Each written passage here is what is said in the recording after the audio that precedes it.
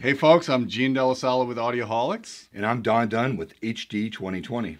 Don, I want to talk to you about the Florida Expo show, the first one that was in Tampa last weekend. Good times, man. Really good times. We were really impressed by that show. Let me tell you something, my friends. There were over 40 demo rooms, like on 6 floors. That was a big show. It was bigger than I thought it would be. Bigger than I expected. That's what she said. But bigger than we expected. It was for 3 days, from February 8th through 10th. Mm-hmm. And I think they said they packed in like 2,000 to 3,000 people a day. Yeah, the parking was full. I mean, it filled my heart with joy that audio's kind of making a comeback. So the Florida Expo show focused on high-end 2-channel audio. Mm-hmm. In fact, I think probably the least expensive speakers there were about $3 or $4 grand a pair, or maybe $5 grand a pair, the JBLs, for example. Right. But everything there was uber expensive, sounded great.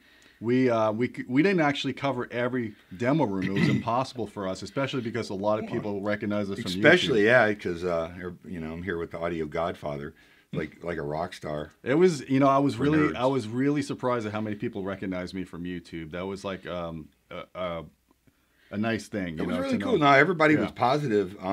Especially the stalker girl. Remember her? Oh yeah. Yeah. We'll keep her on the side though. We won't talk about her. So anyways, I wanted to go over some of the demo experiences we had. We wrote up a report. I wrote up a report on the demo rooms I had. We have more coverage is coming. I think you're going to be writing up something. If you ever actually get to it. And Xavier, Captain Analog, is writing one up on his. In fact, I think we picked up a new reviewer as a result of the show. Yeah, well, we got another audiophile blood in the mix. So we're going to be covering hopefully more turntable stuff and just more 2-channel audio, because I think there's definitely a demand. Vinyl, yeah. We saw those young men, teenagers, that their parents brought there, big on vinyl. I mean, and that filled my heart with joy, because usually, audiophiles are older dudes, you know what I mean? So, yeah. And then also high resolution streaming. They had that Cubiz, that new streaming service. That sounded really good. Yeah. So anyways, I wrote down a list of demo rooms that we covered. Of course, the first one would be the Anthem Paradigm Room. Yeah. I really enjoyed that room. That had the Anthem STR equipment, which I've already reviewed. You've already seen my reviews on YouTube and the measurements and all that stuff. I wrote a written review, so very familiar with Anthem. Shout out to Andy and Gabe. Yes, Gabe from Maximum AV. Andy, yep, they did it. They were the ones that put on the room. It was Super awesome. Cool. Yeah. They were doing the Persona, was it the 9Fs? Yeah, and I think they had the 7s as well. Just kind of set up. Man, I tell you what, I mean, the room was small, and it's always hard at these audio shows because they basically take a hotel room and try to set it up. But man, what a sweet sound and setup. It was really nice. I said in the report, they imaged like bastards. They really did. A lot of people were talking about that room. Yeah. Good bass. I mean, just a lot of sound. In fact, I was trying to do an interview with Tributaries on Joe Perfido on Cable Snake. With the Mr. T, with the cable around his neck. And it was so loud with the background music from those Personas. So that was a cool room to see. It was cool to see those electronics. Another room that we went to, very impressive room. It was a larger room. It was the Martin Logan with Parasound. That's an interesting pairing, to be honest with you. No doubt. The new J-Series Parasound amp, which I'm going to be reviewing here soon. Mm-hmm. What a killer amp. I mean, it's not cheap amp, but it sounded wonderful. And they had, the monoliths, the flagship speakers? They did. They had they're monolithic. Monolithic. They're the Neoliths. We're getting confused with Monoprice. I did the same thing. Or mononuclear. Yeah. So it's the Neoliths. I actually flew out to Lawrence a couple of years ago and did a personal demo of those speakers. And my one-word summary of that experience was mesmerizing. I think that room was a little small, too. Yeah. I mean, for those kind of speakers.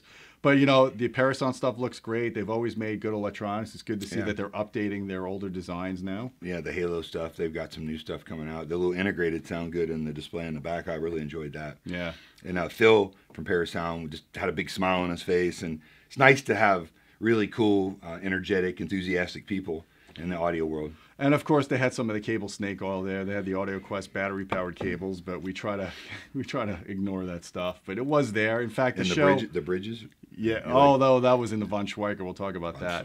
So almost every room had exotic cables, and I talked to some of the vendors, and they were not too happy. Some of them weren't too happy about it because they want to promote legitimate audio. I would have been too happy the way you talked to them.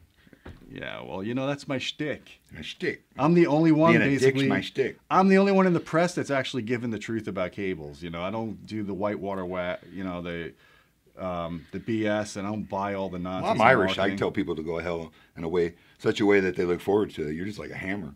I am. I drop down the gauntlet, man. I drop down the gauntlet. So the next room, in fact, we're talking about the exotic cable stuff. JBL and Mark Levinson. Now, JBL had the L100s. That's an older design. That's like a vintage design. Updated version, though. Much updated version. It's not even the same speaker. It's got the latest driver technology. They use their patented waveguide on their tweeter. Still have the retro look to it, but updated crossovers. It sounded pretty good. It did sound good. They have a new 12-inch driver, and let me tell you, JBL, when they do a 12-inch Pro driver, that's a serious freaking driver, man. Kicks out some sound. They kicked out a lot of good bass. I've always been a JBL fan. Yeah. So I wasn't thrilled with the grill, that little waffle orange grill, but I heard porno music going on in there, and they had like, mob motif in there, and the guys with mustaches, and I don't know, they got a little weird. Take the grills off. Take the grills off. But the Mark Levinson stuff was awesome. They had their integrated amp, the number 5082 or something. What's not to love? Yeah. And they also had their vinyl turntable, the really nice heavy-duty turntable. No, that was and cool. The thing that just killed me is, you got a company like Harman that's legitimate science, and then they go and have transparent cables in there. Obviously, it wasn't Harman that set the room up. It was the dealer. Not me. I like transparent. Come on, seriously? Why do you put a freaking box on a cable? And then you open it up and it's a couple of RLCs. Yeah, time alignment, my butt. Whatever, you need to go back to school. It's snake oil city, my friends. You don't need to put a box on a freaking piece of wire. Don't get me started. It pisses me off. I'm pissed now. Shut up. All right. So anyways, the next room we went to was Legacy Audio. Ooh. And I love Legacy because these guys, everything's done with Legacy is done in-house. Serious. Like, they're serious audio people. Serious audio people. No snake oil, no cable snake oil there. They're heavy on doing real DSP correction with their wavelet. I spent a good time talking to Bill Duddleston. He's one of the guys that you could literally talk hours with about. Gentleman. Yeah, gentleman. Yeah. You could talk hours about audio and not feel like you're getting sold a fish story. And, the demo CD that they actually mixed with Legacy speakers, I've been listening to that for all week long. I mean, great job on that, by the way. And the monitors that they had set up in the other room. The calibers. Yeah. Man, they're a bookshelf, but they're a large bookshelf. And they had more bass than most so-called tower speakers. I think they fit the room better than some of the bigger Legacy stuff, because... In fact, my wife and I were listening to a track by Sia, which I'd never heard before. Right. And it was a cappella, I think. Yeah. But it was just amazing, the clarity. And, Legacy's big claim to fame on their speakers is they make a speaker that is fast with the transients. Right. And in order to do that, according to them, is they need a lot of cone area. And if you look at their speakers, they give you multiple drivers in the mid-range, which you don't get with a lot of speakers. You tend to get all these bass drivers and then a little 5-inch mid-range and a tweeter. And they used a ribbon tweeter to effect for a lot of years. They were one of the early companies to do that. Those monitors, man, they just sounded really incredible. I was super blown away. I'd love to get a pair of those for my listening area. The other cool thing was I was sitting up against the couch when they were putting the Focus SE speakers on. And, when you're sitting at the back of a room against the couch, you're sitting in a pressure maximum area where the standing waves are greatest. But because he did the correction with the wavelet, he corrected the wavefront before it even came to that area.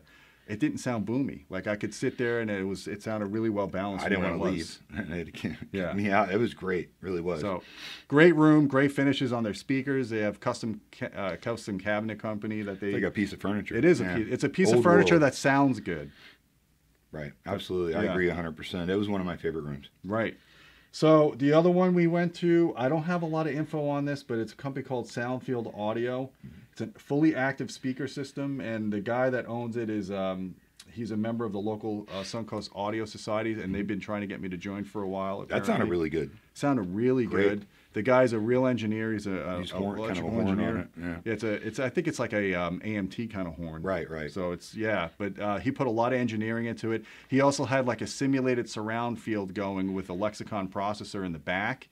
And it was just a decorrelated surround to give the front soundstage more ambience. In a small room. I mean, the room was really small. Literally, it was a hotel room where they took the beds out. And I sat there for a while. And what a cool guy, by the way. Yeah. He really was. Yeah.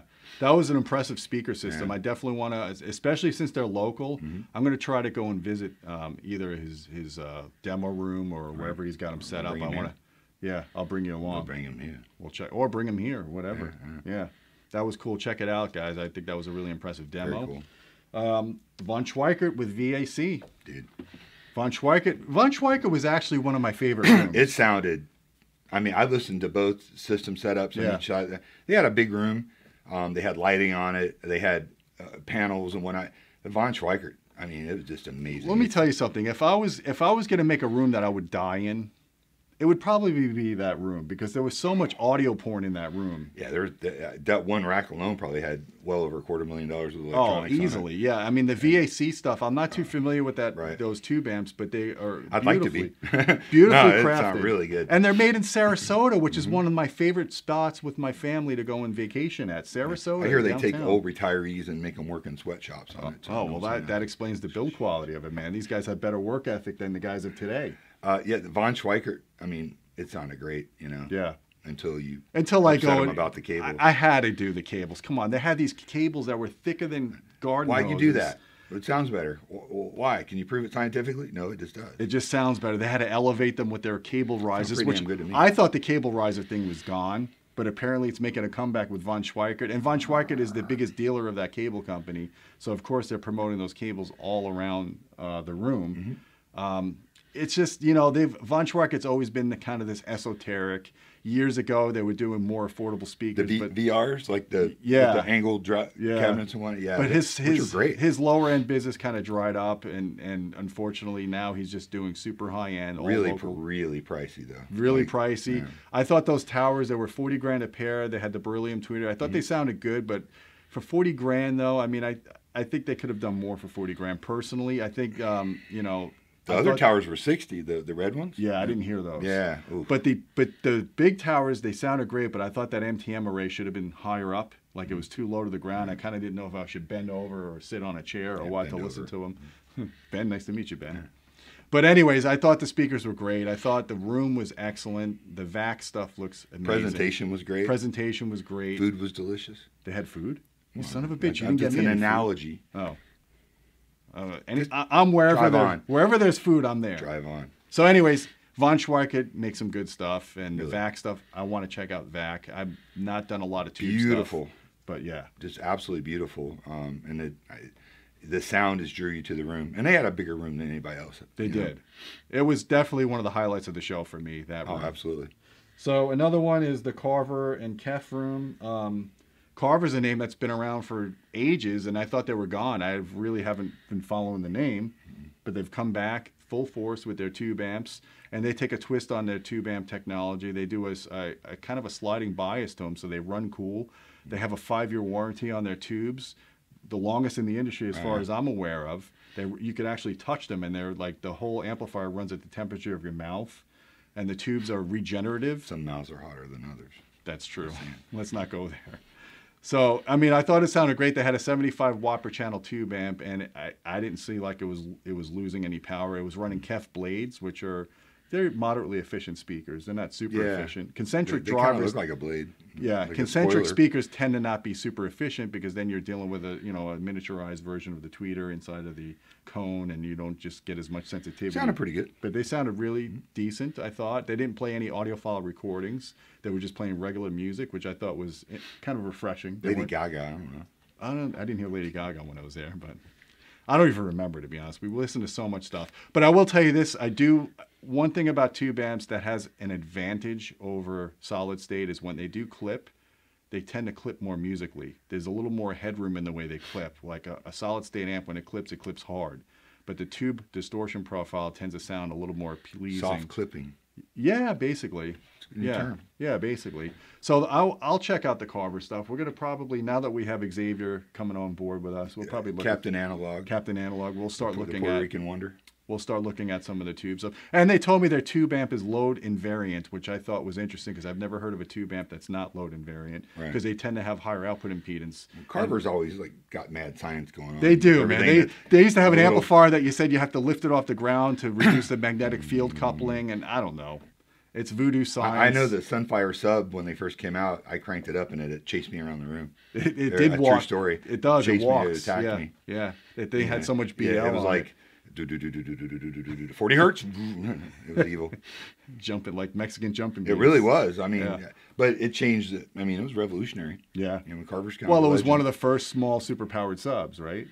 It was the first. Yeah, it was the first. Like the first high output pistonic driven, right. super high efficiency amplifier. Yeah. And, you know, it was a one-hit wonder. I mean, let's be honest. And yeah. then they came out and made different versions, and they EQ'd them and got it to sound a little more palatable. But your wives hated it. Well, they loved it because it was small, but they hated it because it was loud. His wife likes it because it's small. Why do we keep going? I don't know, man. Stick a better never beat the other. That's what my dad said. Okay. So we covered Carver. Harbeth and Luxman. I didn't go into that room, but you did. Yeah, I listened to it for a little bit. Xavier, great sound. Harbeth is just, the cabinets look very plain. You know, I mean, they're just, but man, it sounded wonderful. That was a really good they sound. kind of have like a retro 70s, like with the wide baffles. Yeah, just a square box, Yeah. but expensive square box. But Yeah. I know in the British market, they're always among the top. What Hi-Fi always rates them really high, and I mean they're a great speaker. Well, Luxman is back in my day. Back in my day, when I was in college, I used to work at a hi-fi shop in St. Pete, and they had Luxman gear, and Luxman that stuff was built really well, man, really well, really. Another, like NAD names from the past that were big. That are Sansui. So the nice thing about the Luxman now is they're carrying forth their old heritage. They're not like trying to miniaturize everything and make it cheap. This stuff is really high build quality. You know, I feel like high-end audio is making a return, and you know, what do I love? Tidal, yes. I mean, now that you can have all your music conveniently streamed in and pick whatever you want, and actually sounds good. Now and now vinyl's also well. Now you also have that other competing technology that's truly lossless. Right, the one that they were demoing. Yeah, there's no compression. Yeah, Cube that's a European company. Yeah, I'll be interested to see. Yeah, where we'll be doing goes. a review on that soon, as soon as we have access to it. Sure. So now we had Dynaudio and Heigl. Dynaudio has always made super high-end speakers. Their drivers are in cars. Their drivers are in other people's speakers. It's one of my favorite rooms. Yeah. I mean, just a cool company. Sven was there. Now I forget his name, but it was awesome. It was just a great, rich, full.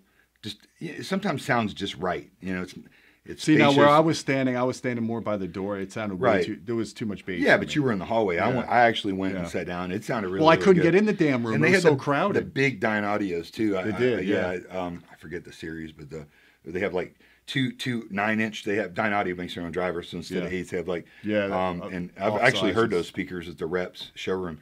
It sounded great. I mean, Dynaudio is just a killer audio company. Well, they also have really good active speakers too. Oh man, I tell you what, they're not Contour. They're Confidence. Their powered monitors are like $6,000 a pair, with another 15 for the matching stands. I'm gonna buy those. I mean, they sounded absolutely amazing. A punchy bass, spacious. I mean, some of the finest speakers out there, really. And that, just to go back about the show dynamics at the Florida Expo. Oh, listen on Heigl real quick. Sorry, Dan. Yeah. But that wasn't the big monoblocks ones you were listening to. That was the integrated amp running those big towers. Oh, wow. That room was shaking. Yeah. Well, the thing I was going to tell you guys about, because the show was, I think, more popular than they expected or they anticipated. The rooms were crowded nonstop, man. You were crammed in there. Every room was crowded full of people. So yeah, it was nonstop. Even the hallways. And the biggest problem with that show was the elevators. They only had 3 elevators, and it would literally, you'd be waiting 5 or 10 minutes sometimes for an elevator. I'm so glad I took a bath. Yeah, really. Yeah, I didn't. So, but my wife didn't complain, so that's okay. So Dynaudio put on a good presentation, like you said. We should be taking a look at their, especially their active. They've got speakers. some new speaker models coming out as well, and Heigl. I mean, I think that's a great combo. Yeah. The other room that we both heard was the Wilson room. I've always kind of like shied away from Wilson because their stuff is uber pricey, like ridiculous pricey, like Ferrari level pricey. But I do have to admit, when I sat down, I don't even remember the model numbers of the speakers. We'll have to look that up. Sasha or something $30,000 a pair of ones. Okay. They kind of look like the old Watt Puppy 7s in that same. Like a mini version of them. Well, no, not even. I think they were about like the Watt Puppy 7s. They had like 2 8s, I think. And correct me, I'm sorry, Wilson, if I get it wrong. Like a 6.5 and a tweeter. But I mean, I've sold and installed many Wilson speakers over the years, and I mean, they've always sounded great. And the cabinetry, they use that material, which is kind of like a Coran, like a DuPont. Yeah, it's just. But yeah, they you can't knock them. It was a good sounding room. I really enjoyed it. I sat down and probably for a good 5 or 10 minutes and just closed my eyes and it was very cool. Disappeared. And the guys at Audio Advisors from down south, right? Cool. Yeah, so that was a good room. And then finally, I didn't see this room, but you said Vienna Acoustics. Vienna Acoustics sounded really good. I've always been a big fan of their speakers. They're elegant. They don't take up a lot of space. Great driver setup. Where are they from? Vienna Acoustics. Austria, I think. No, They're European, yeah, though, right? I think they're European. Yeah, Yeah. yeah. I mean, they're not a cheap speaker, but they're not overly expensive. I mean, they're really in that sweet spot. No, but they're one of the brands that use multi-driver arrays. You know, Correct. they have like fourth or fifth 5-way crossovers on them, so they're pretty complex. And their cabinetry, like Dynaudio, it's all, you know, artesian and build quality. I mean, it's a great setup. Yeah. I thought it was interesting that a lot of the rooms had that VAC electronics in it. I mean, a bunch of them. It seemed like they were really a big killer. Big presentation VAC, on the show. if you hear that, send us some stuff. We want to jam it out. Well, I'll just drive down and pick it up at Sarasota, man. Go to Yoder's and eat some Amish. Go to Yogurt Bunny or Sunny Bunny, whatever, our favorite yogurt place over there. Anyways, local stuff. Man. Local guys will appreciate that. But anyways, guys, I think it was awesome that the Florida Expo show took place in Tampa, and it was open to such a huge success. They even had live jazz bands from USF. They had, you know, food. They had an open bar when you left, man. I really enjoyed cocaine that and hookers later. I missed that. I missed that one too. Right. But it sounds like they're going to be doing this again next year. And of course, Audioholics was one of the official sponsors, so we're going to be involved again. And next time I'm going to spend 2 days covering it. Yeah, it was kind of like Disney. I mean, one day was just, you know, it was not enough. I was there for some meetings on Friday and got a taste of it. And I mean, we walked around all day. You know, it's him getting mobbed all the time, being the Godfather. You know, yeah. But, yeah, you know, I have to say I really appreciate it that people are noticing the YouTube channel. We're making an impact in the audio industry, which is good. It means that people like what we're doing for the most part, I hope.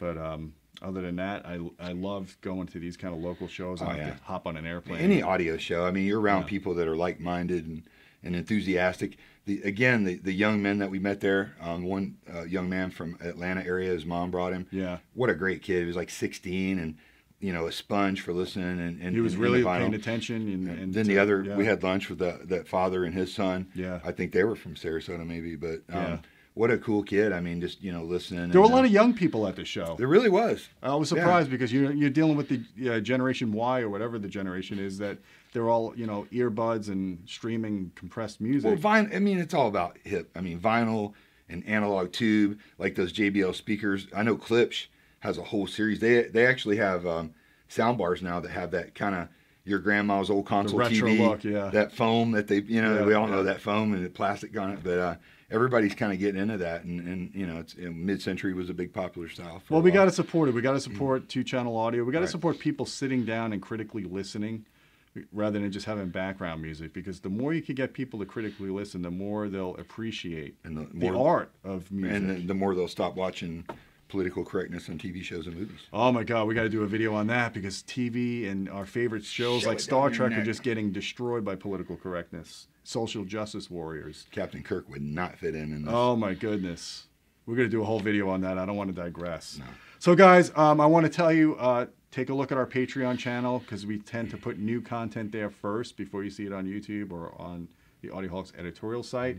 We really appreciate the contributions you can do on Patreon, and you can give us some feedback on what kind of videos you'd like us to shoot in the future, whatever topics you want us to cover. Patreon.com/Audioholics. And my friends, until next time, keep listening.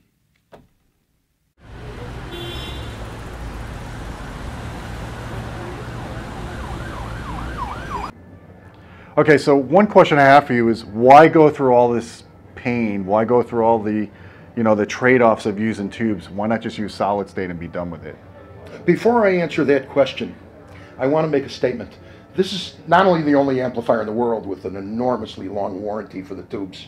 Not only is it the only amplifier ever made that you can hold the tubes because they're not hot and the interior isn't boiling itself to death. It repairs defective tubes. Here's how it does it. The main reason for defective tubes are impurities within the glass bottle. When you have, say, an Audio Research or a Macintosh, two wonderful products, and they've got an impurity in their tube, the tube is going to be destroyed. And there's a possibility that circuits that are connected to the tube may be damaged as well. So what we've decided to do is to fuse the output tubes. Now, don't make a judgment yet until you hear what I have to say. By fusing the output tubes with a sacrificial fuse, not the mainline fuse that never blows, if we have an impurity in the tube, a plasma is created, the impurity is vaporized, whatever's left is grabbed by the getter, which is a device in the tube for that purpose, and it blows the fuse. You replace the fuse, the tube is repaired, and the amplifier is back to normal. So and after that, you'll never have a problem with that. So it's tube again. replaceable. Well, you don't have to replace the tube. All you got to do is replace the fuse, which Right. is a normal fuse you can get at the drugstore. Gotcha. Or, Gotcha. the guitar store, or whatever the case may be. Now, why do we do tubes instead of solid state? Understand something. The device is irrelevant. What counts is the execution. You can use any type of output, MOSFET, bipolar transistor tube. If you know how to build the circuit that supports it, you can make it sound any way that you want to. The only real advantage in tubes, there's two. The first one is that tubes appear to play a little bit louder because of their distortion profile. Right. They also, by the way, as an aside, they tend to have tremendous clarity in the mid-range if they're designed properly. But the other reason is marketing. Why would we want to make a solid state amp just like everybody else? We like tubes. We like the way they look. So we designed an amplifier around tubes. Bob's been doing this for many, many years, and it happens to be supported well in terms of the collateral. Well, Bob's notorious for making amps sound the way he wants them to sound. Well, he has a technique that he does. Yes. So the result, here's what the technique is very, very, very quickly. He takes the reference amplifier and the other amplifier that he's trying to tune, so to speak, and he creates a different signal between these two. I don't want to go into too much detail, one at a time to do it. But basically, he nulls one of them until there is no difference between the two. Now, there's still interactions with loudspeakers, but his stuff has always been load invariant. So there's still reactions that might color the sound, but in general, he can make the amplifier sound the way that he wants to. So here's the end result. The Crimson 275, which I was just on my knees touching, sounds to me, Bob's going to kill me, just like the 350s. Now, the 350s are $9,500 a pair, but that's the reference for this amplifier. Right. And the 350s reference is the Silver 7s, which are $32,000 with 40 tubes. Now, they're not exactly the same, but they're close enough that at my age, I can't hear the difference with the Blade 2s. And they have a sensitivity, a published sensitivity of 90. We measure them at 87, and so does everybody else. And here's a 75 watt per channel amp, kicking like a mule. So as far as the distortion goes, it's pretty low. It's typically, because of the DC restorer, not only allows the tubes to last a long time, but it drops the distortion by a magnitude. That's 10 times. That's going from 1% distortion to 0.1% distortion, like a Yamaha or something like that, without any extra feedback or anything like that. So that's a story. Little MC2, excuse me, it's an homage to the Macintosh MC275, which we think is a beautiful amplifier. But ours is a budget version that sounds a little bit better, has 20 times longer warranty on the tubes, and it's $2,750. There's a 2-week waiting period. Wow. Well, we enjoyed it. We just did a demo here. We heard some female vocals, and then we heard a track afterwards that was pretty bass intensive, and it filled this room with sound. It didn't sound like it was strained or anything like that, and I enjoyed it. So I would like to eventually check out one of these products and get it on the bench and use my audio precision and see how it measures next to a solid state. We'll get one over to you, but I want to close with this. We have no service department. We do not have any failures, none. Wow. So the product is actually more reliable than any solid state product. Because the goal, when I was running Onkyo, was to be under a 0.5% failure rate on warranty claims made within the first 90 days. Well, that's changed over the last few years in Onkyo. Well, they got murdered by surround HDMI, sound and HDMI with the home theater. Yeah. But our failure rate is 0. We have no defectives ever. And by the way, this has gone on for about 10 years. And I've only been there for about 4 years as the CEO, and we've given out 2 tubes in the last 4 years because we warrant the tubes. Right. The guy told us what the meter said, because there's a meter on the amp. You get bad numbers, you get free tubes. And by the way, you can use our amplifiers as a tube checker for your neighbor's TV if he still has an ancient television. Oh my goodness. You're going way back now. That's it. Well, Frank, thanks. We appreciate it. We had a nice time here. Guys, you know, if you want to give us some suggestions on what you want to see, we're at the show, we're doing coverage now, but if you want to see other products like these kind of products covered, put some comments down below on our YouTube. Don't forget to join our Patreon at patreon.com/audioholics.com. We give you some unique content that you don't get just going on YouTube or on the Audioholics editorial site. Check that out. And my friends, until next time, keep listening.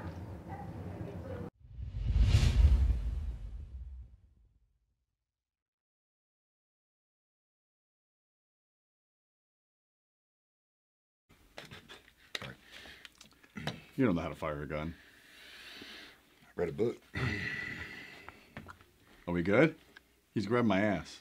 Will you stop grabbing my ass? I don't know. I like your ass. Okay. Is it recording?